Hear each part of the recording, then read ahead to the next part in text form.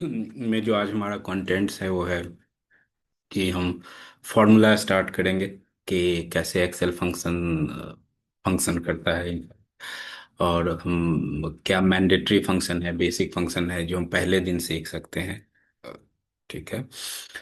तो ये तीन पार्ट में डिवाइडेड है: understanding of excel operations, formula and functions, जिससे हमें ये पता चलेगा कि फार्मूला कैसे काम करता है।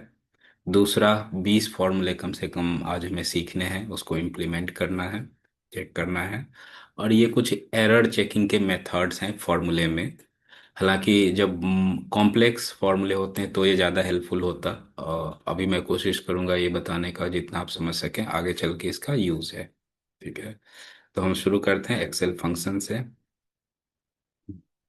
अब दो वर्ड पॉपुलर मिलेगा आपको एक्सेल में, एक तो फॉर्मूला, एक फंक्शन, है ना।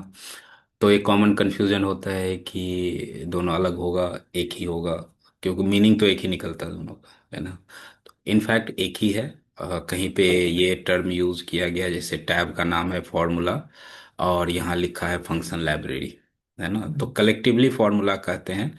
और इच कैटेगरी के लिए जो फॉर्मूला होता है उसे फंक्शन कहते हैं, ऐसा मुझे लगता है। कोई क्लियर इंट्रोडक्शन इसका है नहीं। आप ऐसे भी मान सकते हो कि एक ही होता है, इन चीज़ों में हमें पढ़ना ही नहीं है। जैसे फाइनेंशियल फार्मूला, लॉजिकल, टेक्स्ट, तो फार्मूला मिक्स नहीं होते, कभी मिक्स हम करते हैं। फार्मूला इंडिपेंडेंटली एक पर्टिकुलर कैटेगरी से बिलोंग करता है कि कौन टेक्स्ट को हैंडल करने के लिए होगा फार्मूला, कौन न्यूमेरिक वैल्यू के लिए होगा, कौन सा डेट एंड टाइम के लिए होगा। कुछ लॉजिकल्स होते हैं, कंडीशनल स्टेटमेंट के फंक्शन होंगे, जो कि क्लियरली यहाँ दिया हुआ है कि ये फाइनेंशियल फार्मूला से रिलेटेड है, ये लॉजिकल है, ये टेक्स्ट है। ठीक है। और ये डेट एंड टाइम से रिलेटेड है, lookup and references, math, trigonometry. और ये बचे खुचे कुछ ये हो गया आपके पास। ठीक है। तो इस तरह के कैटेगरीज हैं, है ना। यही चीज आप एफ एक्स पे क्लिक करके देख सकते हैं, बिल्कुल वही है, बस इसका डिजाइन अलग है। ये फाइनेंशियल हो गया, डेट एंड टाइम हो गया, और सारी फॉर्मूले की लिस्ट आपको यहाँ पे मिल जाएगी। ठीक है। Help on this function technique के थ्रू आप हर एक फंक्शन का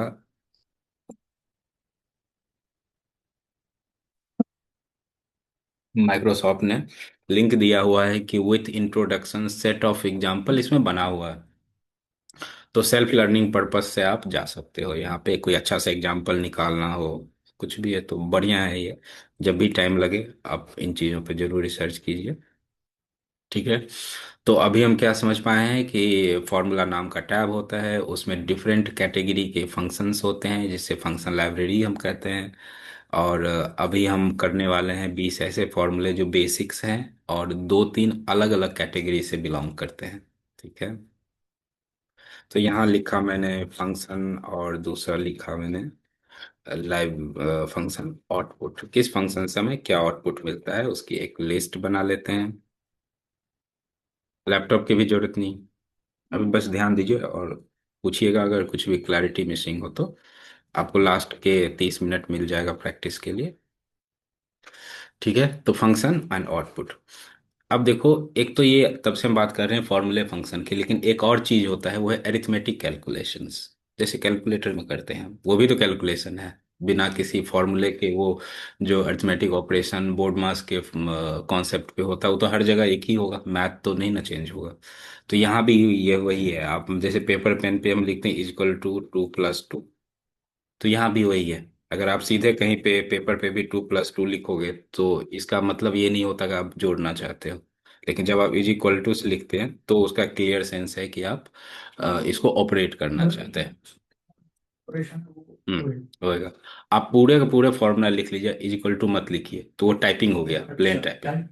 तो उसको कंप्यूटर मानेगा ही नहीं कि आप कुछ उससे रिजल्ट चाहिए। आपका मन किया आपने टाइप कर दिया, वो ऐसा माना जाएगा। ठीक है। तो इज इक्वल टू मस्ट है। हालांकि आपके जानकारी के लिए ये प्लस से भी आप शुरू कर सकते हो फॉर्मूले। ठीक है। जैसे वी लुकअप मैंने लिख दिया, और माइनस से भी शुरू कर सकते हो। लेकिन ये दोनों पॉपुलर नहीं है, क्योंकि इसका कोई एडिशनल बेनिफिट नहीं है हमें। ये करता क्या है कि अगर आप प्लस से शुरू करते हैं फॉर्मूले, तो मल्टीप्लाई कर देता है एक से, +1 से मल्टीप्लाई करता है। और माइनस से शुरू करते हैं तो रिजल्ट को वो क्या करता है कि -1 से मल्टीप्लाई कर देता है। जो कि यूजलेस फीचर है, डे टू डे एक्टिविटी में कुछ ऐसा नहीं है। तो इसलिए ये कभी पॉपुलर नहीं हुआ। इज इक्वल टू ही आपने देखा होगा हर कोई यूज करता है, ठीक है। और इज इक्वल टू के थ्रू ये कर सकते हैं बच्चे। तो एक बात तो हमें समझ में आ गई, इज इक्वल टू। अब यहाँ दो काम कर सकते हैं, या तो आप अरिथमेटिक कैलकुलेशन लिखो या फॉर्मूले लिखो, है ना। तो उस जो अरिथमेटिक है उसमें तो एकदम से बिल्कुल जैसे पेपर पेन पे लिखते हैं, 3 डिवाइडेड बाय 5। और जो बोर्ड मास के हिसाब से जो भी बनता होगा वो आपको मिल जाएगा यहाँ पर, ठीक है। नाउ फंक्शन का क्या है कि जब भी आप कोई फॉर्मूले लिखते हैं, है ना, कोई फॉर्मूले बताता हूँ जैसे वी लुकअप। अब इसे आप कॉन्सेप्ट के लिए बताओ, जब भी आप लिखोगे तो वो पॉपअप होगा। अब दो तरीके हैं, या तो आप यहाँ टाइप कर लो, या फिर आपको जो भी चाहिए टैब प्रेस कर लीजिए। टैब प्रेस करने के बाद वो पूरा टाइप कर देगा, और ब्रैकेट भी खुद ही लगा देगा, स्टार्टिंग ब्रैकेट। नहीं तो आप मैनुअल टाइप करो, उसके लिए तो कहने की बात ही नहीं, हो तो आप टाइप कर ही सकते हो। बट ये शॉर्टकट्स है और सिंप्लीफाइड मेथड्स जैसे है। गूगल में आप कुछ सर्च करते हैं तो वो दिखा देता दे था, हाँ उसी हाँ। टाइप का है। हाँ, उसको पॉपअप बोलते हैं टैब से हाँ सेलेक्ट करेंगे। हाँ, सेलेक्ट करने के लिए। जैसे जब भी SUM लिखा, टैब प्रेस किया, तो ये ढंग से लिख दिया, और ब्रैकेट भी ये खुद ही इंटर लगा प्रेस देता है। करने से वो गलत हो जाएगा। हाँ, इंटर प्रेस करने, इंटर का मतलब होता है रिजल्ट। तो हमने तो अभी पूरा इनपुट दिया ही नहीं, तो रिजल्ट कहाँ से देगा, है ना। टैब से। तो ऐसे करके जैसे मैं एक फॉर्मूले की बात कर रहा था, दूसरा फॉर्मूले का इंट्रोडक्शन देगा ये डिफिनीशन। कि शुरू शुरू में अगर आपको लगता है तो आप उसको पढ़ो समझो। उसमें जैसे कि हमने समझ लिया कि सम से तो टोटल होता है, बट अगर इसके लैंग्वेज आप पढ़ोगे तो आपको ठीक से एक्सप्लेन करना आएगा टेक्निकली कि उस बात को कैसे कहा जाए। अब देखो इसने कैसे लिखा है सम को, पर adds all the numbers in a range of cells, है ना। जबकि हम क्या बोलते हैं, ये सम कर देता है, टोटल कर देगा अपने लैंग्वेज में। जबकि इस तरह के जो स्टेटमेंट्स हैं, सेंटेंसेज हैं, ये अगर आप इंटरव्यू में बोलोगे तो वो थोड़ा सा इफेक्टिव लगेगा और प्रोफेशनल लगेगा आपको। तो आप लर्निंग पर्पज से सेल्फ कर सकते हो, क्योंकि हम तो आपको फॉर्मूला और पैरामीटर्स बताएंगे। डिफिनीशंस ये सब रट्टा आपको मारना पड़ेगा थोड़ा सा, कहानी बनाने जैसी बात है ये। तो क्या मिला हमें, पहला इज इक्वल टू, दूसरा फंक्शन लिखना, फिर तीसरा टैब प्रेस करना। अब जब टैब प्रेस होता है तो इसके कुछ पैरामीटर्स होते हैं। कोई भी फॉर्मूला अगर रिजल्ट देगा तो आप उसको इनपुट दोगे तभी तो आउटपुट देगा। और जितने टाइप के फॉर्मूले हैं सबके इनपुट अलग अलग होते हैं। अब करना क्या चाहते हो उस पे मैटर करता है कि भाई आपको क्या चाहिए। तो वो फॉर्मूले लगाया, फॉर्मूला कहेगा जब आप हमें ये इनपुट दोगे तो मैं आपको आउटपुट दूंगा। अब जैसे वी लुकअप है, ये फंक्शन नहीं सिखा रहा, एग्जाम्पल दे रहा हूँ। वी लुकअप कहता है कि लुकअप वैल्यू, मतलब किसको लुकअप कर, लुकअप मैंने ढूंढना, किसको लुकअप, मैंने बोला 3 को। फिर कहा टेबल एरे, कौन से टेबल में ढूंढना चाहते हो, तो मैंने कहा भाई इस टेबल में ढूंढ लेना, ये एरिया है हमारा। फिर कहा कि कौन से कॉलम का आउटपुट चाहिए, 1 2 3 आउटपुट है, तो कहा कि दूसरा का दे देना। फिर कहा कि इंडेक्स लुकअप, रेंज लुकअप, मतलब कि आप कैसा एग्जैक्ट चाहते हो, अप्रोक्सीमेट चाहते हो, क्या है। ठीक है, इस हिसाब से फिर आप ब्रैकेट बंद करेंगे तो आपको कुछ रिजल्ट देगा। ये तो टेस्टिंग के लिए था, तो इसमें रिजल्ट डेटा ही नहीं है तो रिजल्ट तो आएगा ही नहीं। तो कहने का मतलब कोई दूसरा फंक्शन जैसे एवरेज, एवरेज कहता है कि हम एवरेज निकाल देंगे बट हमें नंबर तो दो।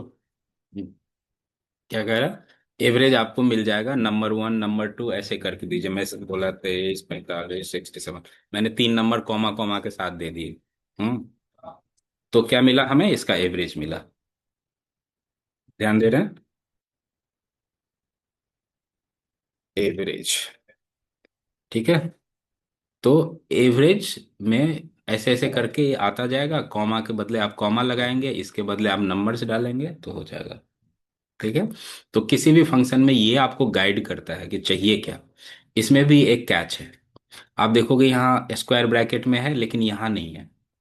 तो ऐसे बहुत सारे फॉर्मूले मिलेंगे जहाँ पे आपसे इनपुट तो मांगा जाता है बट वो खुद स्क्वायर ब्रैकेट में होता है। वो होते हैं ऑप्शनल आर्गुमेंट्स, ऑप्शनल की मत दो आप उसको, ठीक है। आप यहाँ गौर करो कि नंबर 1 तो नहीं है बट नंबर 2 है।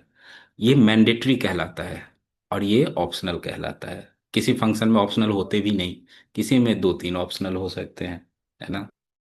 जैसे अब प्रैक्टिकली देखो, एवरेज निकलेगा तो डेटा कम से कम एक देंगे ना। हम ब्लैंक में जो ऐसे सीधा ब्रैकेट मार देंगे तो एवरेज किसका निकालेगा वो।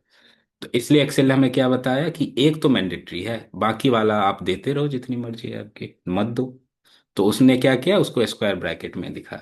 तो फंक्शन रटने से काम नहीं चलेगा, आपको ये सब ट्रिक अगर पता चल गया तो फॉर्मूले काफी आसान हो जाएगा आपको समझना। ठीक है। तो अभी हमने क्या किया कि फॉर्मूले को देखा है कि उसके किस तरीके से यूज होता है। अभी मैं 20 फॉर्मूले पहले टाइप कर रहा हूँ, और उसके बाद मैं आपको वन बाय वन बैठ के बता दूंगा। Today now today now day left right mid then find replace search in right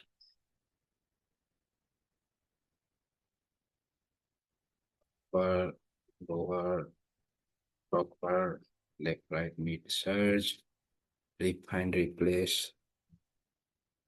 length हमने लिख दिया हुआ है। इसके बाद आ गया concatenate, concat text join, text join. फिर आ गया आपका टेक्स्ट फंक्शन।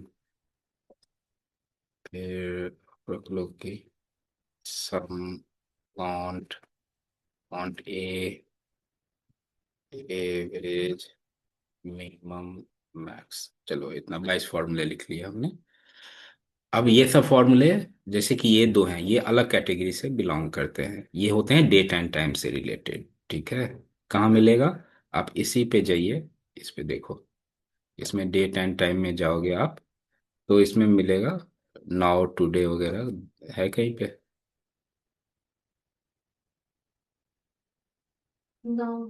टुडे मिल गया, नाउ मिल गया। ठीक है। ये सारे फंक्शन हैं यहाँ से लेके यहाँ तक, टेक्स्ट फंक्शन। क्या कहलाते हैं ये? Text function. और ये सब है एग्रीगेट फंक्शन, मैथमेटिकल फंक्शंस। ठीक है, मैंने तीन कैटेगरी में इसको बना दिया।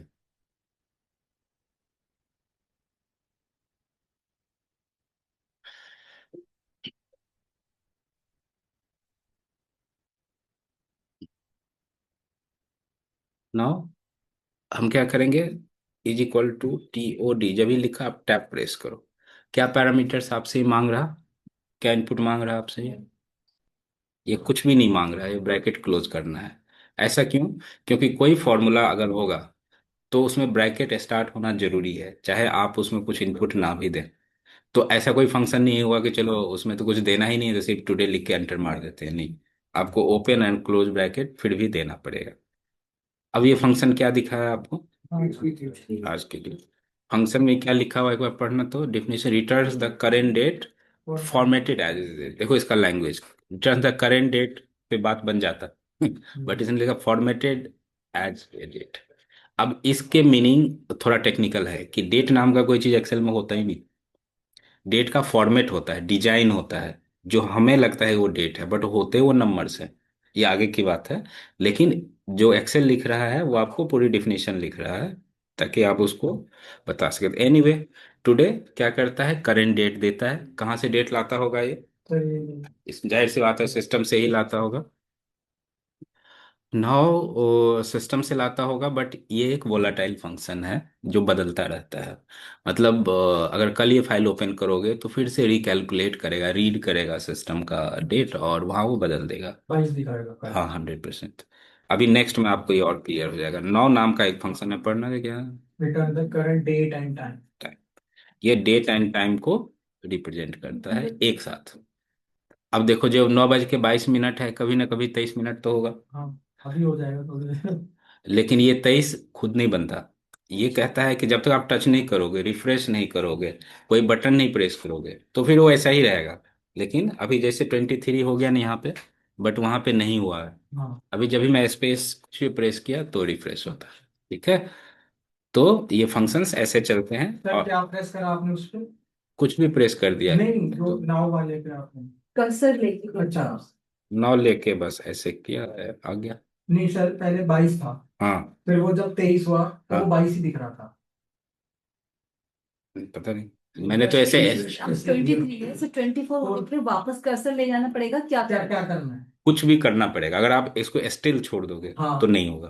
अगर तो आपने क्या दूसरे सेल में कुछ भी करो आप कहीं, डिलीट कर दें। हाँ कुछ भी बटन कोई भी प्रेस कर दो, अच्छा, किसी भी कीबोर्ड सेल टच पे होना चाहिए, कर्सर हो, कुछ भी। प्रेस करते ही हो डन। जाता है। उसको रीजन चाहिए कि एक्सेल रिफ्रेश करना है, ये ऑटोमेटेड बढ़ता नहीं है। वो एक्टिवेशन। हाँ कुछ टच करना पड़ेगा, कीबोर्ड माउस क्लिक वगैरह। ठीक है। तो हमने अभी सिर्फ दो फंक्शन सीखे हैं जो कि डेट एंड टाइम का फैमिली मेंबर है। अब हम यहाँ से यहाँ तक जो सीखेंगे अच्छा खासा, ये कितने फंक्शन है, 14। ये टेक्स्ट कैटेगरी का है। ठीक है, डेटा कितने टाइप के होते हैं बताया था, तो दो ही हैं। हाँ कोई कितना भी ज्ञान दे, छोड़ देना, दो ही है टेक्स्ट एंड नंबर। तो ये सारे टेक्स्ट के हैं। तो टेक्स्ट डेटा को ऑपरेट करने के लिए फॉर्मूले हैं 15-20 करीब। तो ज़्यादा तो आज ही हम पढ़ लेंगे, तो उस कैटेगरी में आगे हमें दोबारा नहीं पढ़ना पड़ेगा क्योंकि ये होते हैं काफ़ी आसान। अपर का मतलब, आप अपर का स्पेलिंग ठीक है क्या? चलिए, ठीक है। तो अपर क्या करता है, किसी भी टेक्स्ट डेटा को अपर केस में कन्वर्ट कर देता है। ठीक है। तो जाहिर सी बात है लोअर भी वही उल्टा करता होगा। प्रॉपर कहता है कि मैं हम प्रॉपर कर देंगे, चलो कोई बात नहीं, पहला लेटर कैपिटल होगा बाकी सब स्मॉल होगा। ठीक है। ये किसी भी डेटा का लेफ्ट साइड से कुछ देता है, ये राइट साइड से एक्सट्रैक्ट करके देता है, ये किसी भी सेल में 20 से लेंथ वगैरह। तो ऐसे है। अभी तो करेंगे। अभी एक चीज आपको और समझना है, थोड़ा एडिशनल बता रहा हूँ ये, बिल्कुल हटके है लेकिन आज सीख लो, दोबारा आपको बताना ही पड़ेगा। रेंज, रेंज की अंडरस्टैंडिंग। रेंज क्या होता है बताना, डे वन पे हमने करा था, जो सेल का एक एड्रेस है, जो रो एंड कॉलम का इंटरसेक्शन है, वही तो रेंज होता है। यस। और उस टाइम मैंने एक लाइन आपको बोला होगा कि इसको 36 नाम से बुलाते हैं हम आगे चल के। अब वो टाइम आ गया तो रेंज कोई भी सेल का क्या है, जैसे ये F2 है। अब रेंज दो तरह के होते हैं मेनली। पहला होगा आपको रेफरेंस, एब्सोल्यूट रेफरेंस और एब्सोल्यूट रेफरेंस। और दूसरा होता है डायनामिक, इसका एक्चुअल टर्म याद नहीं आ रहा, एब्सोल्यूट।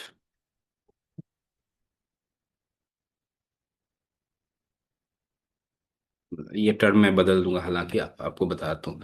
एब्सोल्यूट रेफरेंस क्या होता है कि जब भी कोई एड्रेस है तो वो फिक्स ही रहेगा। अभी आप एक डेटा के थ्रू देखो कि मैंने यहाँ कुछ रैंडम डेटा जनरेट किया। हम्म, ये मान लो मैंने सिस्टम जनरेटेड डेटा है, इसके लिए एक फॉर्मूला दिया गया है एक्सेल में, मैं इसे प्लस, हाँ इसका नाम याद आ गया, ये कहलाता है रिलेटिव रेफरेंस। अब सीक्वेंस भी मैं ठीक कर देता हूँ, पहले पहला होता है रिलेटिव रेफरेंस, दूसरा होता है एब्सोल्यूट रेफरेंस। ठीक है। ये फॉर्मूला से रिलेटेड टॉपिक है, तो इसलिए कंसंट्रेट किए था। अब मान लो कि हमारे पास ऐसा कोई डेटा है, हमें इतना तो पहले से भी पता है, जिसको एक्सेल नहीं भी आता ऐसे हम सम कर सकते हैं। अब क्या हम सम में जाके फॉर्मूला लिखेंगे ऐसे? ऐसे तो 10,000 लाइन हम कभी नहीं लिख पाएंगे। तो हम कुछ तो करते होंगे इसके लिए, इसको कॉपी करके या तो पेस्ट कर देते हैं, या फिर हम इसको ड्रैग कर देते हैं, यहाँ से यहाँ तक माउस से ऐसे ड्रैग कर, ये करते हैं हम। हाँ। ठीक है। बट आप देखोगे कि यहाँ 57% था। हम्म, थोड़ा उधर स्पेस क्रिएट कर।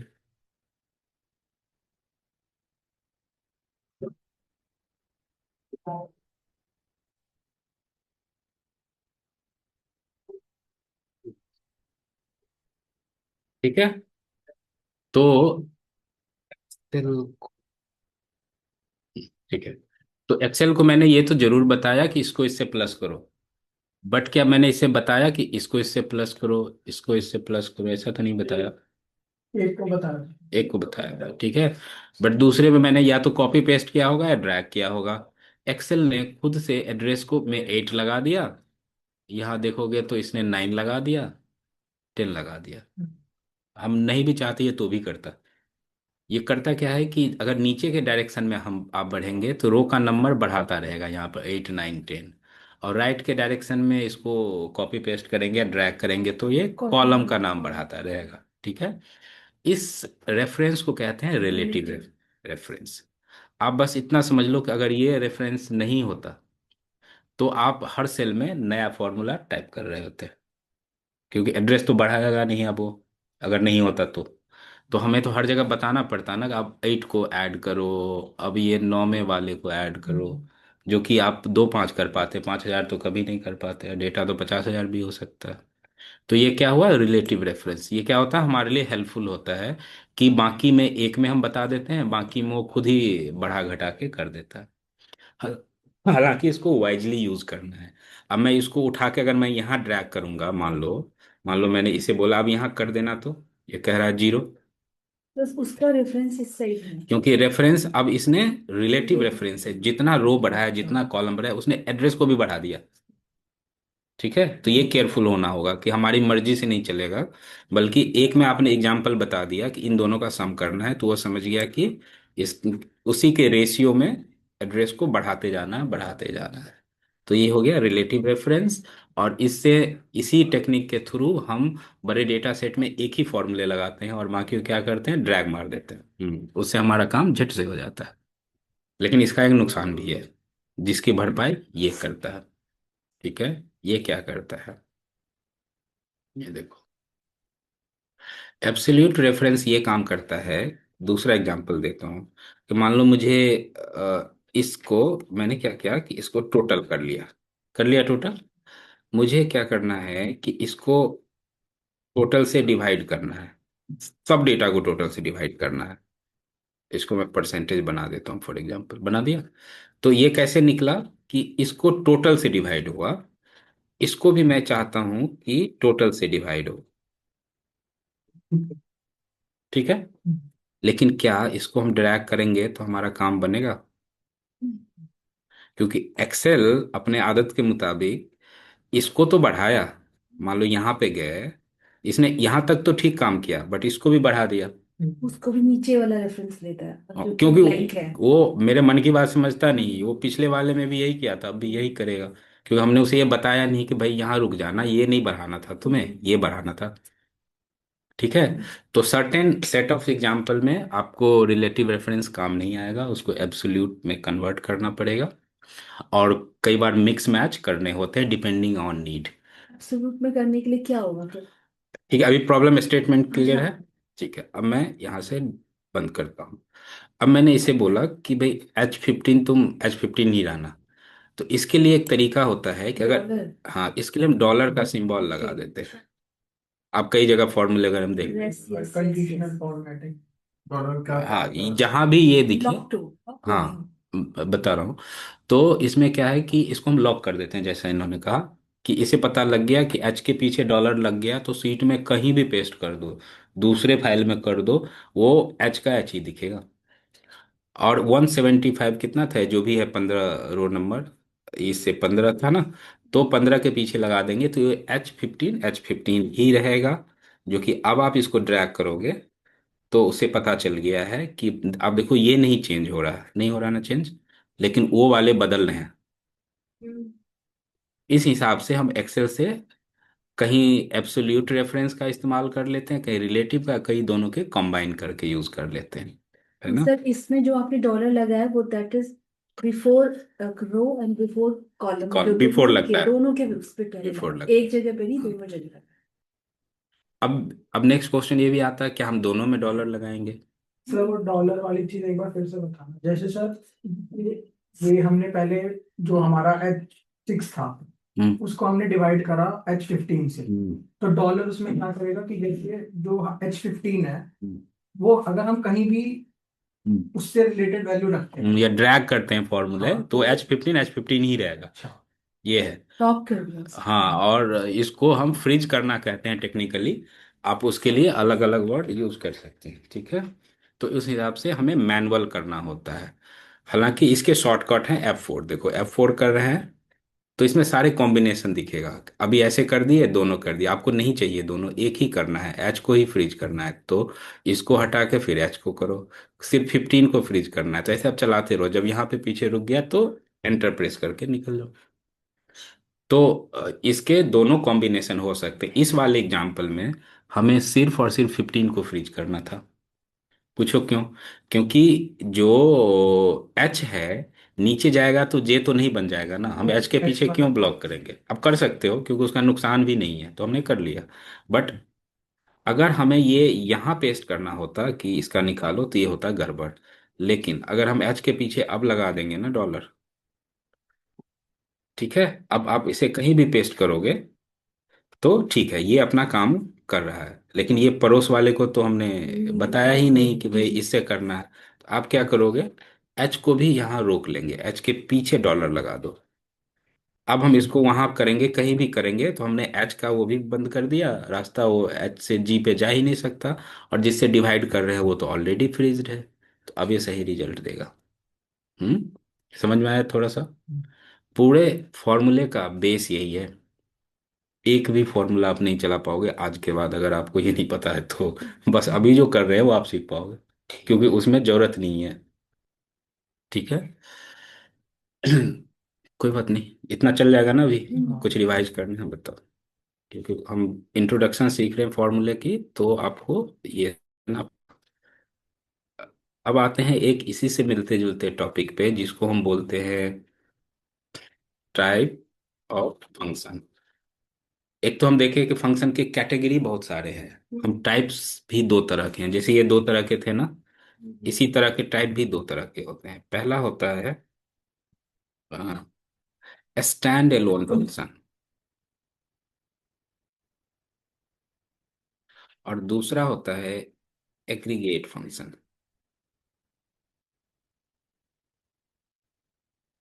ये क्वेश्चन वैसे आप लोग हमसे पूछते ही आगे, तो मैंने ये इसको पहले बता दिया कि ये रहा, ये ये रहा। ठीक है। तो फॉर्मूले दो तरीके से काम करते हैं एक्सेल में। कुछ ऐसे फॉर्मूले होते हैं जो एक ही सेल से इनपुट लेके एक में आउटपुट देगा। बट कुछ फॉर्मूले ऐसे होते हैं जो मल्टीपल सेल से इनपुट लेके एक में आउटपुट देगा, है ना? अभी देखो, मैं यही चलता हूँ, जब मैं सम करूंगा तो मैं इतने सारे को एक साथ ऐड करना चाहता हूँ ना, अनलिमिटेड सेल्स को ऐड करना चाहता हूँ मैं। इसका मतलब वो अनलिमिटेड सेल से, मोर देन वन सेल से डेटा को रीड करने की कैपेबिलिटी उस फंक्शन में होना चाहिए। ठीक है। लेकिन क्या टुडे में ऐसा है कि हम मल्टीपल सेल से लेके डेट निकालेंगे? ऐसा तो है ही नहीं। तो ये हमारा क्या हो गया, स्टैंड अलोन। इसमें वो फीचर नहीं है कि हम मोर देन वन सेल को यूज करें।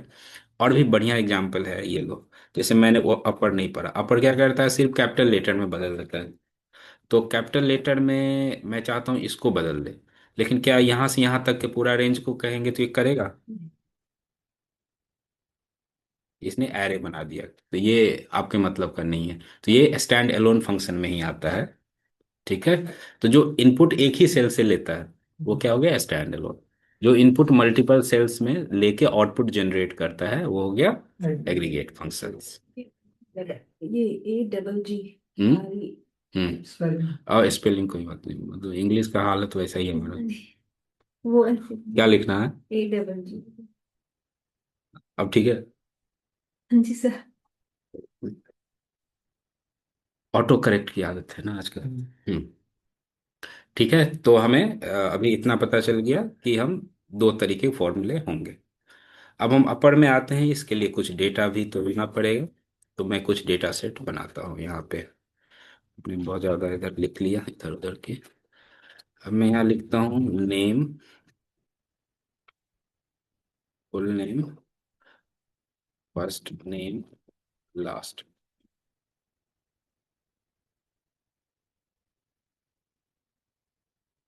ये हो गया हमारे टाइटल्स। जैसे कुछ नाम लिखते हैं, न्यू दिल्ली, एक्सेल एकेडमी। और कोई नाम हम बताओ। India gate.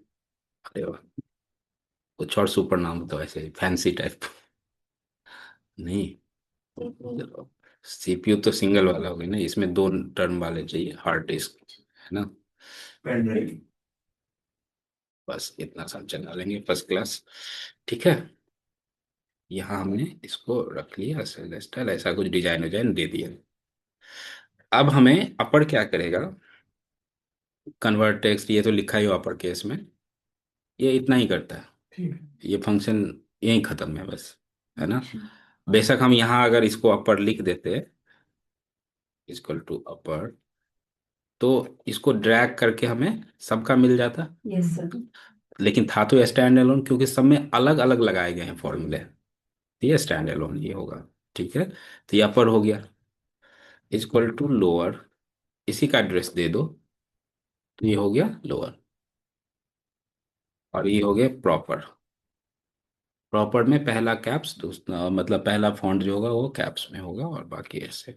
ठीक है, तो ये तीन फॉर्मूले याद ही रहेगा आई गेस। ठीक है, ये इसका इस्तेमाल क्या है, तो आपके पास डेटा मिक्स आया, कहीं से भी आया, थोड़ा सा उसको स्ट्रक्चर्ड करना है, क्लीन करना है, तो आप ऐसे फंक्शन लगा सकते हो जिससे साफ सुथरा वो लगे। सब स्मॉल लेटर में आ गया, बीच में कहीं कैपिटल लेटर है, तो अब ढूंढ के तो आप बदलोगे नहीं ना जा जाके, तो सेकेंड में ये काम हो जाता है।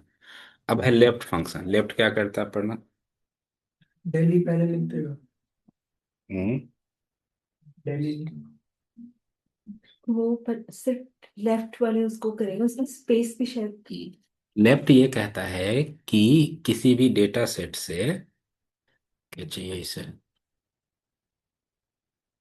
किसी भी डेटा सेट से बाईं तरफ से जितने कैरेक्टर चाहिए वो मिलेगा आपको। जैसे मैंने बोला लेफ्ट फंक्शन, इसके बारे में बोला, देखो पैरामीटर्स देखो आप गौर से, कि लेफ्ट टेक्स्ट ये मैंडेटरी हो गया, स्क्वायर ब्रैकेट में तो ये है नहीं, तो इसे तो चाहिए, लेकिन बाकी का कह रहा है मर्जी न मर्जी दो, तो आपने कहा नहीं दूंगा फिर मैं कुछ भी। तो उसमें सेटिंग था कि एक ही कैरेक्टर उठाएगा, लेकिन आपको कितना चाहिए, तीन, तो कॉमा देके इसे बोलो थ्री। तो आपको लेफ्ट साइड से इस डेटा में से मिला तीन कैरेक्टर। लेफ्ट यही करता है, हालांकि इसका काफी डिटेल यूज है जो मैंने अभी एग्जांपल बनाया है, बाय डिफिनीशन ये यही है। ठीक है। अगर लेफ्ट में हमें सिर्फ बाकी के चाहिए, जैसे न्यू दिल्ली में न्यू चाहिए, एक्सेल हम्म। में एक्सेल चाहिए, तो हम्म। सबके नंबर ऐड करने पड़ेंगे खुद ही, हाँ ये बताना पड़ेगा आपको। कस्टमाइज। नहीं, और क्या। इसमें सर फिर अगर हमें सब बाकी में भी हमें वो देने पड़ेंगे नंबर, नहीं स्पेस देके कुछ होता है ना सर, हम्म। तो वो नहीं नहीं, सब। उसको तो हम दो फॉर्मूले को हाँ। मिक्स करते हैं, फॉर्मूला यही है, उसको हम यूज अपने तरीके से करेंगे कि इसमें ये जो मैनुअल मैंने टाइप किया ना थ्री, वो हमें टाइप नहीं करना पड़े, है ना। हाँ, जब लेफ्ट समझ गए होंगे तो राइट भी समझ जाओगे आप। लिख दिया पांच, आ गया। ठीक है, इसमें ऐसे करते हैं।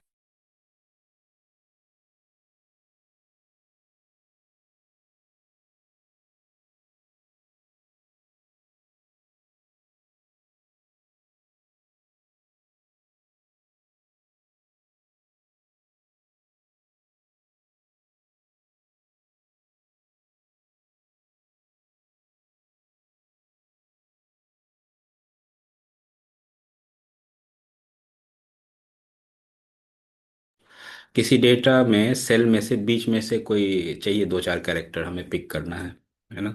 आप क्या करोगे, नीड को बोलो, तो फिर इसके पैर हमेशा इसको नजर मारना, ये आपको कभी भी रट्टा मारने की जरूरत नहीं पड़ेगी। ये कह रहा है टेक्स्ट, तो कहा ये पकड़ो टेक्स्ट, कह रहा है कहाँ से स्टार्ट करना चाहते हो, तो कहेगा पहला से ही स्टार्ट करो या चौथा से स्टार्ट करो।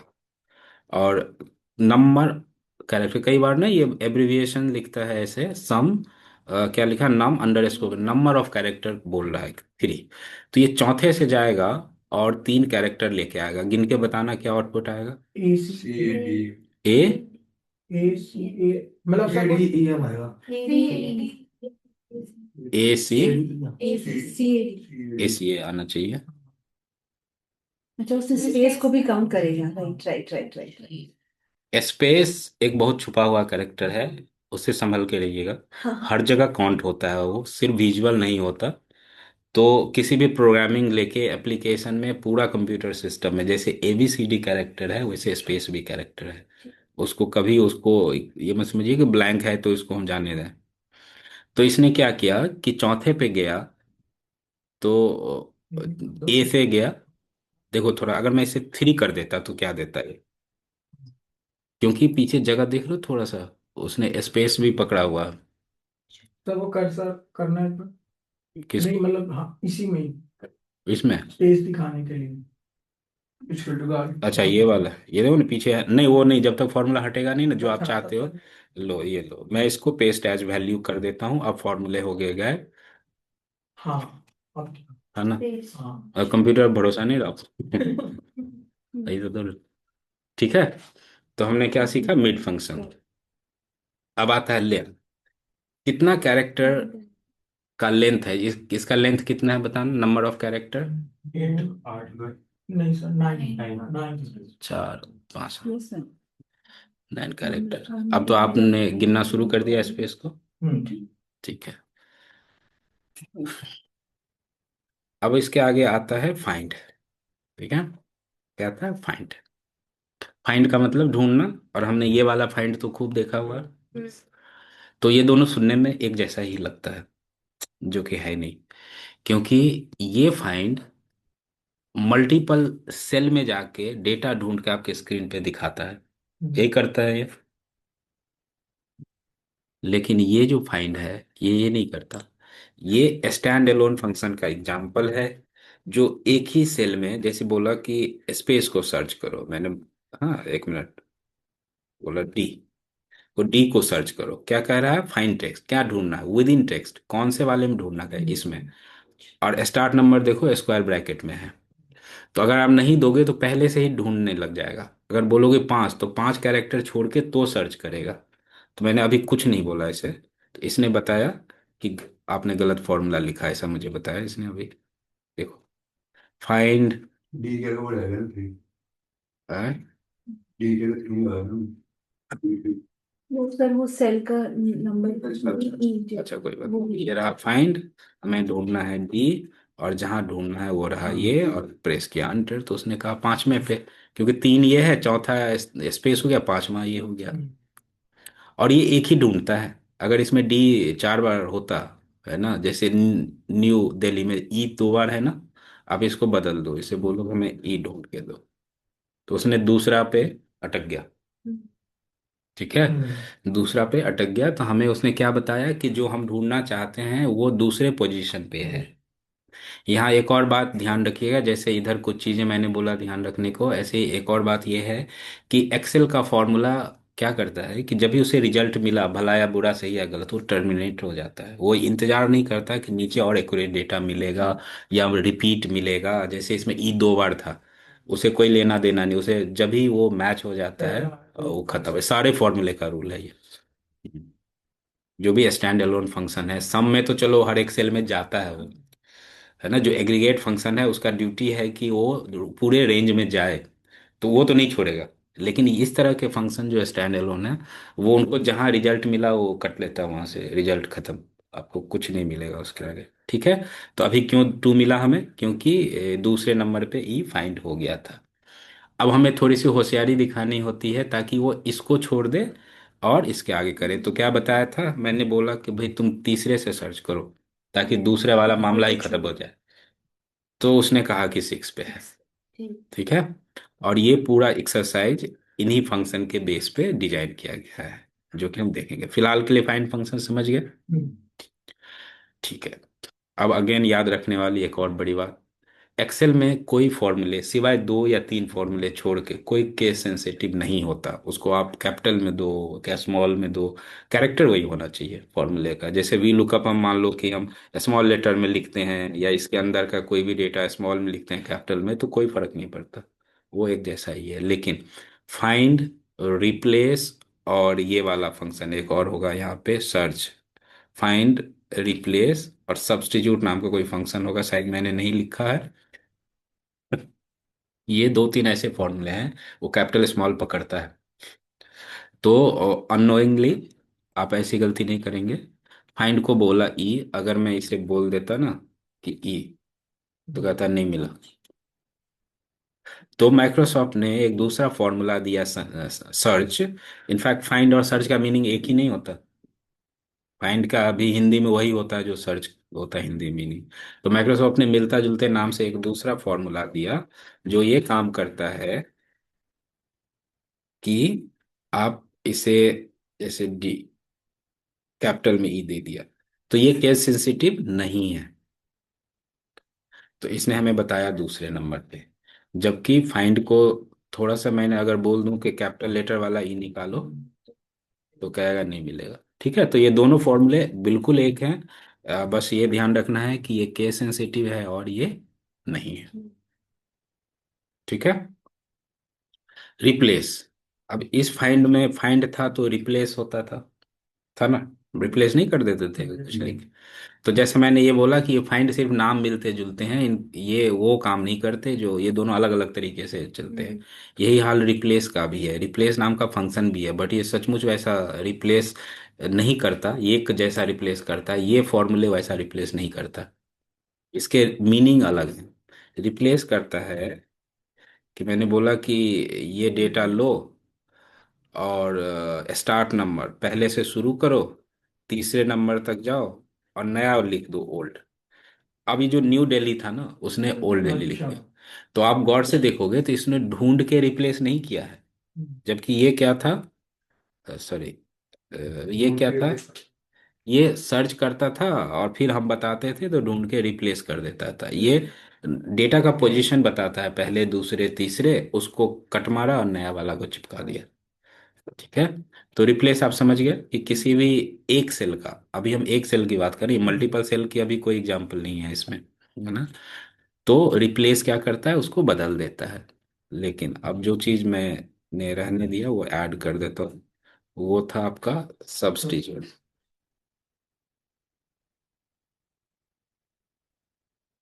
ये था ना?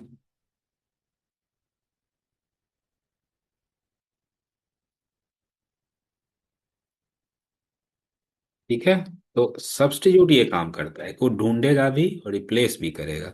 क्योंकि इस टेक्स्ट में जाना, ओल्ड टेक्स्ट जहां भी ई लिखा हुआ हो, ये केस सेंसिटिव है, जहां भी लिखा हो वहां डैश मार देना। इंस्टेंस नंबर और कहाँ से स्टार्ट करेगा आप बता सकते हो सकता है पहले वाले ई को आप नहीं चेंज करना चाहते हो। फिलहाल मैंने कुछ नहीं बताया, और उसने वहां वहां गया, नया डेटा दिया, जहां जहां ई था उसमें डैश मार दिया। ये खुद ही ढूंढता है कि पहले पे है, पांच में पे है, किस पे है। इसमें दोनों दोनों कर देगा। हम्म। प्ले स्टोर इसमें क्या फर्क है? यही बात के लिए तो मैंने कहानी बनाया था। समझ। हम्म। प्ले स्टोर सब्स्टिट्यूट में क्या डिफरेंस? रिप्लेस करता है कि डेटा को रीड नहीं करता, वो पोजीशन को रीड करता है कि पहले दूसरे तीसरे सीक्वेंस को रीड करता है, उसको उड़ाता है और नया वाला देता है। उसको कोई मतलब नहीं न्यू लिखा है ओल्ड लिखा है। ठीक है।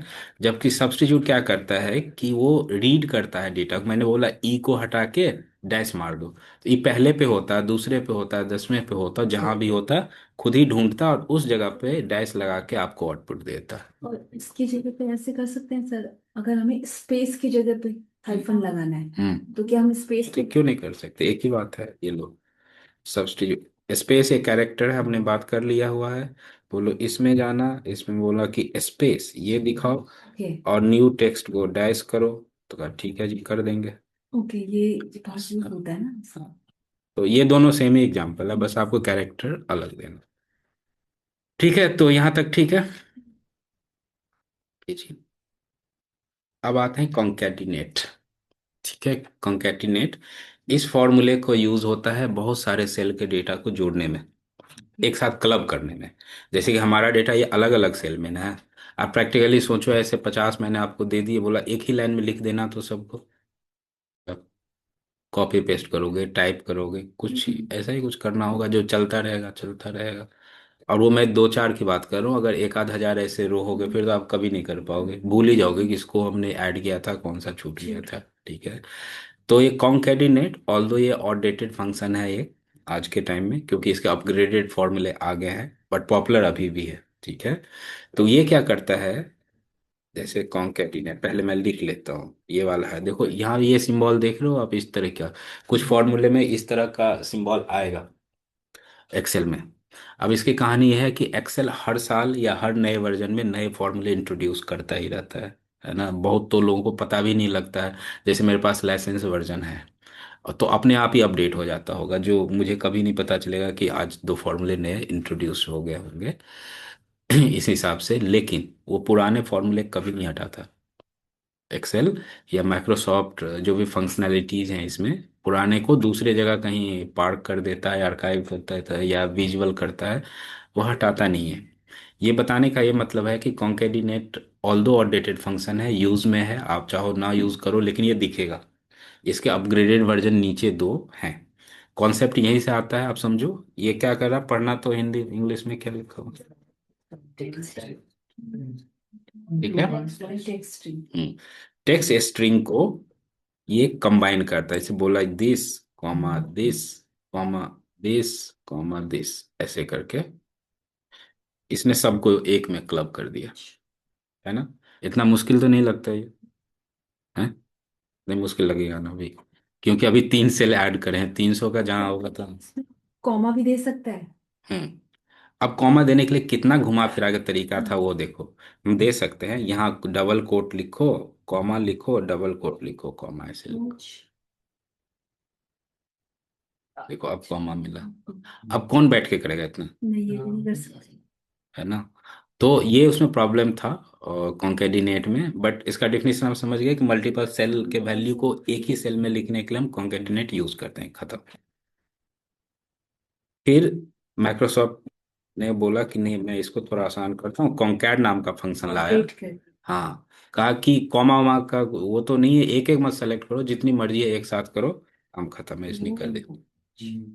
लेकिन उसने ना एक मुसीबत फिर भी छोड़ रखा था, वो है कॉमा लगाने का। हाँ, यहाँ भी कोई उसने ढंग का इंतजाम नहीं दिया कि भाई आप दुनिया को कैसे पता चलेगा कि अलग अलग है। ये तो खिचड़ी टाइप हो गया, है ना। तो फाइनल एक शानदार फंक्शन इंट्रोड्यूस किया उसने, जिसका नाम था टेक्स्ट, जो टेक्स्ट डेटा को हैंडल करने में बहुत काम आता है। इसने अब की बार का पहले यही बता दो कि आपको रखना क्या है, ठीक है। कॉमा रखना है, डैश रखना। पहला ही पैरामीटर्स उसने दे दिया कि क्या चाहिए। मैंने कहा कि ठीक है, डैश दे देना, ये काम करो, ये वाला दे देना हमें। ये आपने जो भी डबल कोट में लिख दिया दे दिया, और ये भी बोल दिया बीच में ब्लैंक ब्लैंक हो तो भी हम ये देते रहे क्या। तो आप बोलो कि नहीं इग्नोर करो यार, ब्लैंक का हमें कुछ नहीं करना। तो वो कर दिए, का आप रेंज दो, ये लो पूरे रेंज दे दिया, और उसने बना दिया ये। ठीक है। तो ये ऑफिस 365 में मोस्टली ये फंक्शन मिलेगा, मेरे हिसाब से। और मिलने को ये भी दो मिलेगा। सर वो जो उसमें ऑप्शन था कि इग्नोर एम्प्टी सेल्स टाइप का, उसमें क्या मतलब? उसमें ये होता है कि मान लो कि एक यहाँ से यहाँ तक डेटा है, ठीक है, मैंने ये रेंज यहाँ से यहाँ तक उठा लिया कि इसको कर दो, बट बीच में दो ब्लैंक ही हो गए ना। तो ये जो उसने बनाया है उसमें कहीं खाली जगह दिखेगा आपको, अच्छा। जो कि अननेसेसरी है। तो अगर वहां कहोगे कि हमें चाहिए तो खाली दिखा देगा, और इग्नोर कर इग्नोर कर देंगे एक तो। साथ। प्लस एक बार फिर से रिकॉल करा देता हूँ कि देखो, इसमें जो ब्रैकेट्स हैं, जिसमें इसमें ना वो नहीं है, स्क्वायर ब्रैकेट नहीं है, तो इसको हमें बताना पड़ेगा। जैसे ट्रू लिखा गया ना यहाँ पर, वो ट्रू अपने पॉपअप होगा, टाइप नहीं करना है आपको, वो करके ऐसे आ जाएगा। ठीक है। टेक्स्ट ज्वाइन हम समझ गए। अब आता है टेक्स्ट नाम का फंक्शन। ठीक है। टेक्स्ट नाम का फंक्शन क्या है कि एक तो डेटा टाइप है टेक्स्ट, और दूसरा टेक्स्ट नाम का फॉर्मूला भी होता है। टेक्स्ट नाम का फॉर्मूला का काम ही ये है कि आप कोई भी नंबर दे दो हमें, चाहे डेट दो, टाइम दो, आवर्स, मिनट्स, परसेंटेज, सबको हम टेक्स्ट बना देंगे।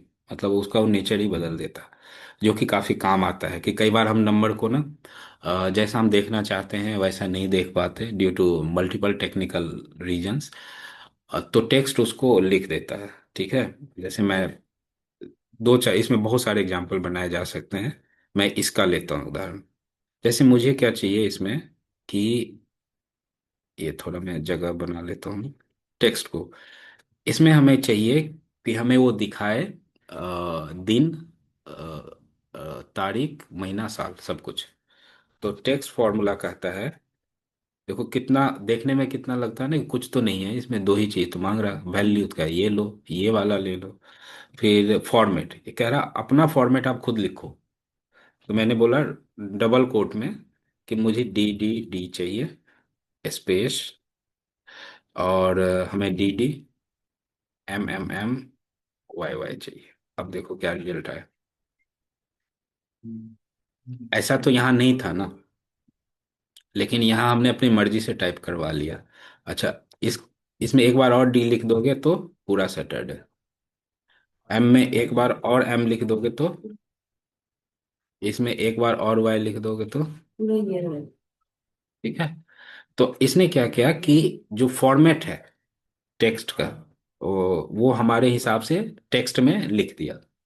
हालांकि यहाँ एक टेक्निकल कैच ये है कि अब ये डेट नहीं रहा, डेट ये था, है, बट ये क्या डेट है, सचमुच का डेट है ये, डेट तो है। है ना। फॉर्मूला का नाम ही है टेक्स्ट, वो तो टेक्स्ट में कन्वर्ट करने के लिए बना है। वो दिखता डेट की तरह है, जो उसके हैं वो टेक्स्ट की तरह है। ये बना तो डिजाइन देगा, लेकिन उसके फीचर जो है कन्वर्ट हो जाएंगे टेक्स्ट में। अब इस बात का क्या मतलब हुआ? इसको ड्रैग करेंगे तो हाँ। वो नहीं रहेगा। हाँ, क्यों नहीं लेगा, ड्रैग कर सकते हैं आप। हाँ, मल्टीपल इनपुट नहीं लेगा, ये भी स्टैंड अलोन ये भी फंक्शन है, stand- मल्टीपल एक साथ नहीं लेगा। तो हम बात कर रहे थे कि ये डेट है या नहीं है। दिखता तो क्लियर कट है। अगर ज़्यादा बड़ा हो गया तो मैं इसको मिनिमाइज कर देता हूँ, इसको लो, चलो मिनिमाइज कर दिया, अब तो डेट होना चाहिए ना। देखो, टेक्स्ट और नंबर को पकड़ने का बहुत आसान तरीका है कि टेक्स्ट जब भी होगा बाएं से दाएं की तरफ जाएगा, और नंबर दाएं से बाएं की तरफ आएगा। आपको इन जनरल अगर किसी ने जानबूझ के इसको लेफ्ट मार दिया, जो कि आप कर ही सकते हो, मान लो यहाँ से हम कर सकते हैं ना, तो ये अलग बात है। अगर ये नहीं है तो आप एक सेकेंड में बता सकते हो कि ये न्यूमेरिक वैल्यू है और ये टेक्स्ट वैल्यू, ठीक है। अब दोनों में नुकसान क्या है कि इसका क्या फर्क पड़ जाता, हमें डेट तो दे ही रहा ना। मान लो टेक्स्ट ही बन गया था, हमें क्या जाता, तारीख दिखाई रहा ना। ऑप्शन करने में दिक्कत एग्जैक्टली, आएगी। आप इसको ऑपरेट नहीं कर सकते, डिवाइड नहीं कर सकते, कैलकुलेशंस परफॉर्म नहीं कर सकते, है ना। कि ए मल्टीप्लाई बाय बी तो नहीं कर सकते ना, टू मल्टीप्लाई कर सकते हैं फाइव से, बट ए को तो नहीं कर सकते, है ना? तो इसलिए इन इन बारीकियों में थोड़ा सा फर्क पड़ जाता है टेक्स्ट में। तो टेक्स्ट क्या करता है, किसी भी न्यूमेरिक वैल्यू को, ओनली न्यूमेरिक वैल्यू को टेक्स्ट में कन्वर्ट करता है, और डिजाइन भी आप ही कर लेते हैं, आप जो डिजाइन में कहोगे उस डिजाइन में बना देगा, ठीक है।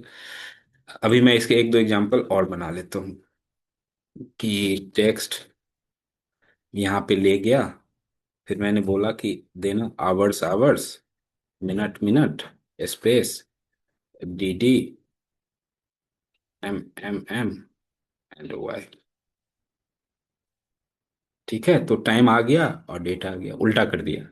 लेकिन ये कभी उल्टा नहीं करेगा, क्योंकि ये टेक्स्ट नहीं, ये ओरिजिनल है जो सिस्टम से जनरेट होता है, या जो फॉर्मेट है टेक्निकल फॉर्मेट, इसको आप कैसे भी कर सकते हैं, ठीक है।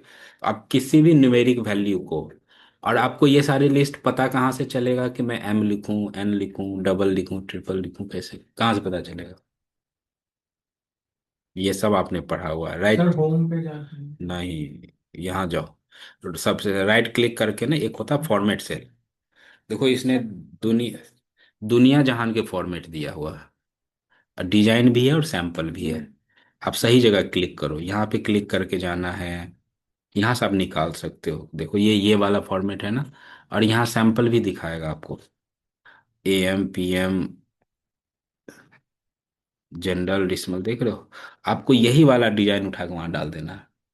हालांकि इसमें ज़्यादातर आपको क्लियर ही नहीं होगा क्या है क्यों है, तो इसके काफ़ी कॉम्प्लेक्स रूल्स हैं कि आप एक डेटा को कितने फॉर्मेट में बना सकते हो। बट समहाउ आपको एक आइडिया आ गया कि आपको डिजाइन चाहिए तो यहाँ मिलेगा। फॉर्मेट बोलते हैं टेक्निकली उसको। तो टेक्स्ट क्या करता है, इसमें कन्वर्ट करता है, ठीक है। एक लास्ट एग्जांपल जो 100% आप रिलेट कर पाओगे, मैं एक सेंटेंस लिखना चाहता हूँ कि टोटल अचीव्ड परसेंटेज इज 36% है ना, जैसे यहाँ इज 36%।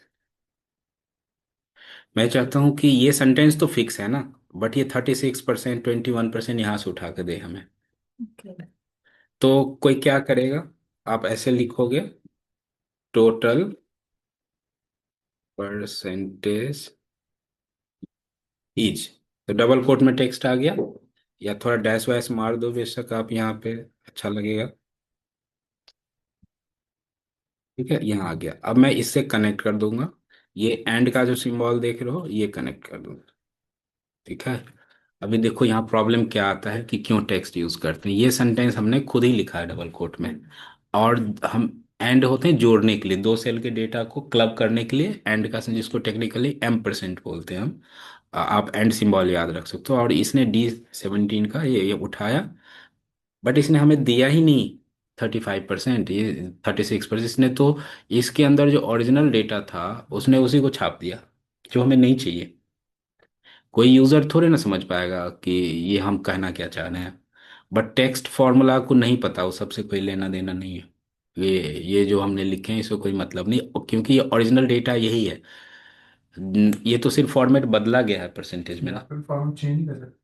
कहाँ पे? यहाँ पे नहीं, यही तो प्रॉब्लम है। यहाँ आप कुछ नहीं कर सकते क्योंकि फॉर्मेट बदले जाते हैं नंबर्स के। टेक्स्ट तो टाइपिंग है, आप इसको बोल्ड करो, इटैलिक करो। हाँ, फॉर्म। हाँ, उसमें तो आप नहीं कह सकते ना, क्योंकि ये तो टेक्स्ट हो गया। अब यहाँ रोल आता है टेक्स्ट डेटा का, उसको आप बोलो यहीं पे लिख दो कि टेक्स्ट, एक काम करो ना, इसको थोड़ा सा ये डिजाइन बना दो हमें, 0.00%। ठीक है, आपने इसे क्या बता दिया टेक्स्ट को, ये जो प्लेन आ गया है ओरिजिनल डेटा दिख गया, हमें देखना कुछ ऐसा है। तो उसने कहा ठीक है, कर देता हूँ। ये उसका असली यूज है कि जब हम टेक्स्ट और नंबर को मिक्स करते हैं या होता है, तो हमें फॉर्मेट मिल ही नहीं पाता, वो ओरिजिनल फॉर्मेट दिखाता रहता है, तो हमें नहीं चाहिए। आप इसी को पता है ये भी कर सकते थे, देखो, hours hours, minute minute, second second. अब बताओ इन दोनों का क्या लेना देना है आपस में? देखो जी, क्या हो, लेट हो गए हैं? अंदर तो बोला नहीं। आ जाओ।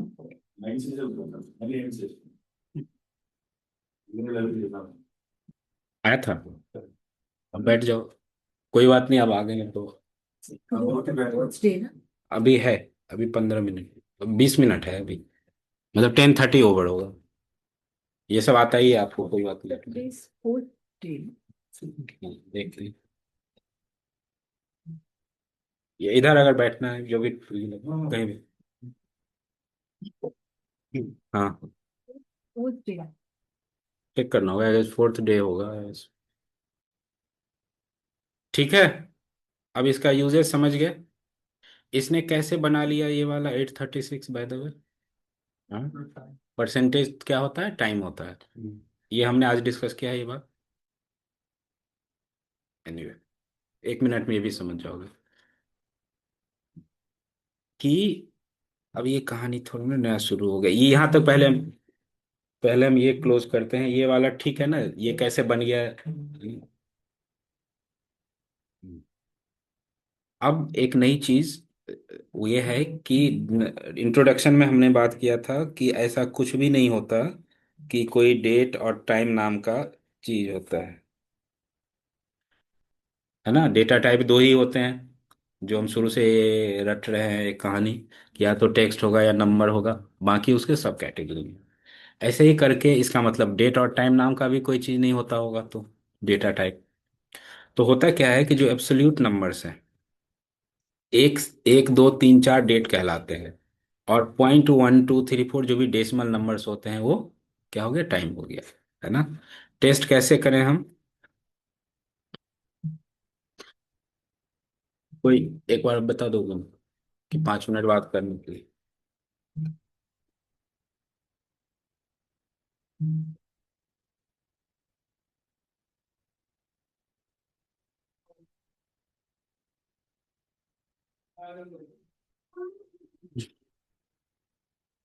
ठीक है, तो जो डेट एंड टाइम है,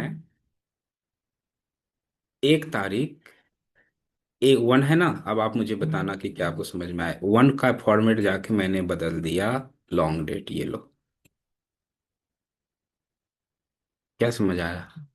तब से शुरू होगा। तब से शुरू हुई। एक्सेल की दुनिया में डेट शुरू हुआ था 1 जनवरी 1900 ईस्वी से।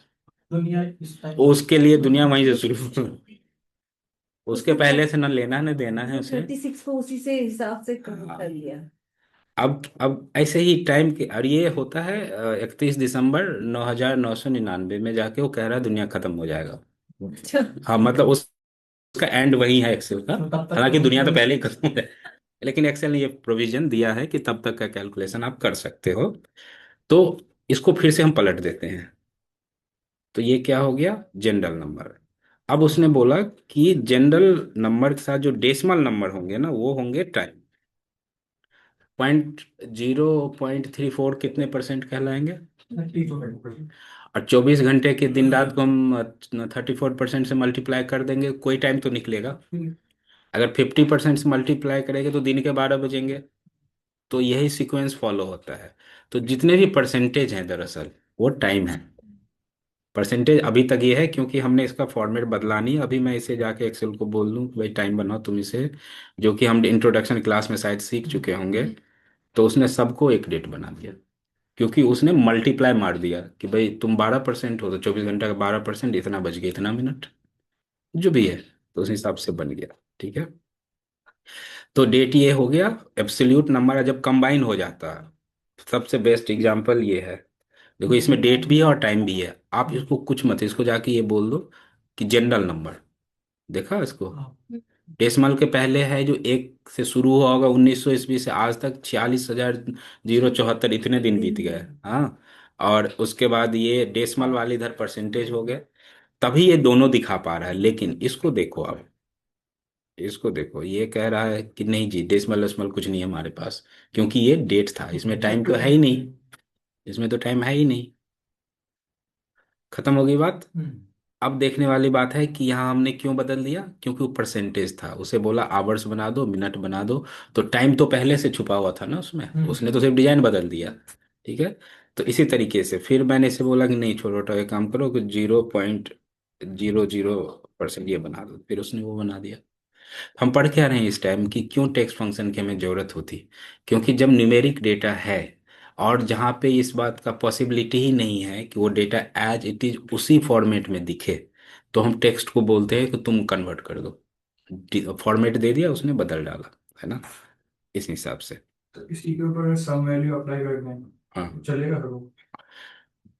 इसका नेचर ऑफ जो फंक्शन है वो टेक्स्ट फंक्शन है, तो बिल्कुल नहीं चलेगा। हालांकि इसमें एक्सेप्शन है कि बहुत सारे टेक्स्ट फंक्शन जो कि न्यूमेरिक फंक्शन की न्यूमेरिक वैल्यू दिखाता है, वो मतलब क्या बोलते हैं एरिथमेटिक ऑपरेशन हो जाते हैं। जैसे मैंने बोला कि टेक्स्ट, मुझे ऐसा लगता है, मैं आपके सामने ही चेक कर लेता हूँ, दिस कॉमा 0.0 डेसिमल के 2 पॉइंट बना दिया, टेक्स्ट से बनाया है। ये लेफ्ट साइड से आ रहा है, ये 0.13 नहीं है, ये टेक्स्ट में है 0.13। ठीक है। अब मैं इसे 2 से डिवाइड कर रहा हूँ, हो गया ना। अब ये नंबर में रिजल्ट दिया। तो ऐसे कुछ जो एब्सोल्यूट वैल्यूज हैं और अरिथमेटिक प्लस माइनस वाला होता है, बट उसके परसेंटेज कम है। आपको इस पर बिल्कुल ट्रस्ट नहीं करना, वो किसी भी रिपोर्ट में कहीं गड़बड़ी कर देगा वो। लेकिन ये टेस्टेड है मेरा कि ऐसे कुछ चीजें हो जाएंगी आप। बढ़िया आ गया। चलिए। जब उसको रेंज में रखा हुआ है ये नंबर, हम्म। तो फिर दिक्कत आ सकती है मतलब उसी। रेंज में होगा या लुकअप करते हो कुछ एवरेज एवरेज निकाला, तो सारे फंक्शन नहीं चलेंगे, एक दो ये वाले हैं जैसा चलता है ये चीज। तो उसकी कोई ऐसा फाइनल लिस्ट नहीं हमारे पास, बट सर्टेन चीजें चलेगा जिसको अवॉइड ही करना हमें। ठीक है। सम नाम का फंक्शन हम समझ ही गए हैं, फिर से अगर करना हो तो सम एक बहुत डायनामिक फंक्शन है। और आप इसको कह रहा number one number two input नाम का कुछ भी दे दो, जैसे एक यहाँ दे दिया, एक रेंज दे दिया, एक जानबूझ के टेक्स्ट दे दिया, इसे कुछ टाइप ही कर दिए, है ना। तो सम फंक्शन को कोई शिकायत नहीं होता कि आप उसको गलत इनपुट दे दो, कुछ भी मन करे दे दो, अगर वो मतलब का नहीं है तो वो उसको इग्नोर मारेगा, एरर नहीं देगा, है ना। बाकी फॉर्मूले को गलत इनपुट दे के देखो वो एरर देगा ही देगा। लेकिन इसमें जो अनएक्सेप्टेबल इनपुट है, तो उसमें ऐसा कोई एरर नहीं देगा, आपको रिजल्ट देगा। तो सम तो ऐसा ही है। काउंट क्या करता होगा, काउंट करता होगा। और ये रहा काउंट फंक्शन, कुछ भी काउंट नहीं किया। तो एक्सेल में ये एक कैच है कि काउंट का हिंदी में हमें लगता है कि गिनता होगा, लेकिन ये सारी चीज़ों को काउंट नहीं करता, ये सिर्फ और सिर्फ न्यूमेरिक को काउंट करता है। और किसी भी रेंज में, जैसे कि मैंने ये रेंज ले लिया इतना तक, इसमें ये खुद ही डिसाइड करते हैं, इसमें आएंगे काउंट के आंसर, काउंट का रिजल्ट मिलेगा इसमें हमें। क्योंकि ये दोनों हैं क्या, नंबर ही, अभी तो बात हुई है ये सारे नंबर हैं। उसने कहा दो, बाकी का टेक्स्ट आ गया, ठीक है। लेकिन अगर सब कुछ काउंट करना है तो काउंट ए नाम का फंक्शन है, जिसको आप यूज कर सकते हैं, जो कि ये रहा, ठीक है। तो काउंट ए, अब ये दोनों समझ गए, Yes, count includes text as well. Anything including text and number both. उसको और भी कहो तो नॉन ब्लैंक, ए का मतलब ऑल, काउंट ए मतलब काउंट ऑल समथिंग, ठीक है। स्पेस को भी हाँ, स्पेस को करना ही पड़ेगा, स्पेस से डरा करो ये स्पेस पूरा डेटा ही है। हाँ, तो हम बात कर रहे थे कि हम टेक्स्ट को कैसे काउंट कराएंगे फिर। काउंट ने नंबर को कर दिया, काउंट ए से टेक्स्ट। टेक्स्ट को भी इंक्लूड किया उसने। लेकिन सिर्फ टेक्स्ट चाहिए, नंबर नहीं चाहिए, अभी तो हमने मिक्स करा हुआ है अच्छा, ना। सिर्फ टेक्स्ट। तो कौन सा फॉर्मूला यूज करेंगे? हम्म काउंट इफ पे तो हम गए ही नहीं, इफ स्टेटमेंट पूरा अलग है। तो हम ऐसे कैसे निकाल पाएंगे कि टेक्स्ट ही चाहिए हमें, नंबर मिक्स है तो उसको साइड करो, माइनस करो, कैसे करेंगे? काउंट ए माइनस काउंट। सच में यही आंसर है इसका, क्योंकि ऐसा कोई फॉर्मूला ही नहीं दिया गया है जो सिर्फ टेक्स्ट को काउंट करता हो। अब ये बात हमें इतना नहीं पता कि अगर वो नंबर का दे सकता है तो टेक्स्ट का क्यों नहीं दे सकता, बट नहीं दिया तो क्या कर लेंगे, तो माइनस ही करना होता यस। है। अब आते हैं एवरेज, एवरेज का डिफिनीशन हमें कौन बताएगा? सबका सम कर दो और फिर जितने नंबर है उससे divide. Some divided by count is average, ठीक है। तो आप अलग अलग भी कर सकते हो, नहीं तो बने बनाए फॉर्मूले को भी आप यूज कर सकते हैं एवरेज निकालने में, जो कि ये रहा, ठीक है। मिनिमम से किसी भी डेटा सेट का मिनिमम निकल आएगा, और मैक्स से किसी भी डेटा सेट में, ये कोई भी रेंज ले सकते हो, मतलब कोई भी एरिया, ऐसा कोई इसमें नहीं है कि आप ऐसे वैसे, तो मैक्सिमम जो मिलेगा वो आपको मिल जाएगा, ठीक है। तो हमने 23 फार्मूले कंप्लीट करे हैं, और बहुत सारे थ्योरेटिकल एस्पेक्ट्स जो हैं, जो बेस है एक्सेल फंक्शन के आज वाली चीज़ों में, कि रेंज वेंज समझना, फ्रीज करना, अनफ्रीज करना, सारे फंसते हैं रेंज फ्रीज करने में पूरे फॉर्मूला सीख लेने के बाद। वो डॉलर वाली। हाँ, बहुत काम आता है सर वो उसके बहुत बिना काम कुछ आता ना है। चले। तो उसको थोड़ा सा रिकॉर्डिंग देख के आप लोग कीजिएगा, और कुछ हो तो कल वाले में आप पूछ सकते हैं, और देखते हैं और बचा क्या है यहाँ पे। एक्सेल ऑपरेशंस हम समझ चुके हैं, फॉर्मूला एंड फंक्शन समझ चुके हैं, इससे ज़्यादा फॉर्मूले हम कर चुके हैं। अब है इवेल्युएट, हाँ यहाँ एक मुद्दा तो छोड़ना नहीं है, वो भी देखना पड़ेगा हमें। देखो ये चीज़ हम कर चुके हैं ना अभी, ये प्लस वाले, और यहाँ पे फ्रीज के इम्पोर्टेंस ये वाले हम कर चुके हैं। अब यहाँ एक लाइन और है कि मान लो ये जो डेटा है 95%, मैं इसको उड़ा देता हूँ, डिलीट कर देता हूँ। ये आप कैसे समझ पाओगे कि ये 95% का यूज इस पूरे सीट में, इस फाइल में, या दूसरे कहाँ इस्तेमाल हो रहा था? ये प्रॉब्लम स्टेटमेंट है, कि मान लो आपके एब्सेंस में किसी ने 94% कर दिया, या आप खुद ही एडिट कर रहे हो, तो ये हमें पता होना चाहिए ना कि हम अगर डेटा चेंज करें, कनेक्टेड है, कैलकुलेट हो रहा है, कहीं पे यूज हो रहा है, कहीं पे ग्राफ में यूज हो रहा है, ये 95%, हमें कैसे पता है कहाँ इस्तेमाल हो रहा है ये? Conditional formatting. कंडीशनल फॉर्मेटिंग तो सिर्फ उसका कलर वलर बदलेगा, बट वो कहाँ पे इस्तेमाल हो रहा है नहीं पता ना। नहीं मतलब ये बात बिल्कुल ऐसा हो गया कि मैंने किसी को 10 रुपया का नोट दे दिया चाय वाले को, अब वो नोट कहाँ कहाँ घूम रहा है हमें क्या पता ये खेल ऐसा ही है। लेकिन हमें कुछ तो ऐसा निकालना पड़ेगा ना कि हमारे रिजल्ट गलत नहीं हो। हमें पता चल जाए कि कहाँ का चेंजेस है। कहाँ कहाँ कहाँ इससे तार जुड़े हुए हैं इस 94 के, ठीक है। तो वही चैप्टर है जो होता है यहाँ पर फॉर्मूला में, इसमें कहते हैं हम, देखो ओह। देख रहे हो कि आप खुद अपने रिपोर्ट में डेटा में कुछ भी चेंज करो तो एक बार देख लो कि भाई तुम जा कहाँ रहे हो, कहाँ कहाँ कंट्रीब्यूट कर रहा है। अगर यहाँ बदलेंगे तो ये सारे नंबर बदल जाएंगे। तो अपने एरो से बता एरो से बता सर देगा। इसके लिए हम कहाँ गए थे? ये फॉर्मूला। फॉर्मूला टैब में जाना है। दो मिलते प्रेसिडेंट एंड डिपेंडेंट्स, अगर हम इसको चेंज करें तो उनकी वैल्यूज भी। इन दोनों का मीनिंग उल्टा है, तो ऐसा नहीं कि किसी का कुछ नहीं। मतलब हाँ, डिपेंडेंट्स है ये। डिपेंडेंट का मतलब होता है कि इस सेल पे कौन कौन सा डिपेंडेंट है, कौन सा डिपेंड है। तो ये डिपेंड नहीं है इस पे, अगर उधर चेंज करेंगे तो ये भी चेंज होगा, उसी पे तो डिपेंड है। इसी से मिलते जुलते वर्ड यूज होते हैं प्रेसिडेंट। कहाँ गया भाई, ये रहा ना प्रेसिडेंट। ये कह रहा नहीं नहीं, ये किसी पे डिपेंड नहीं है, अच्छा बाकी दुनिया खुद इस पे डिपेंड है। अच्छा। तो इस पे कोई भी डिपेंड नहीं है। इसी सेंटेंस 128% पे डाल वो दो तो करें वो तो 94। अब उसका यूज किया है, अब इससे पूछो, इसको जाके पूछो। तो वो उस पे जाएगा। हाँ तब कुछ तो ये कह रहा है कि ये रहे सारे, ये वहीं से सम हो के आए हैं, ठीक है ना। तो ये दोनों एक दूसरे के रिवर्स होते हैं। जैसे इस वाले में इस टोटल से पूछो, ये जो टोटल है कहाँ गया ये, देखो।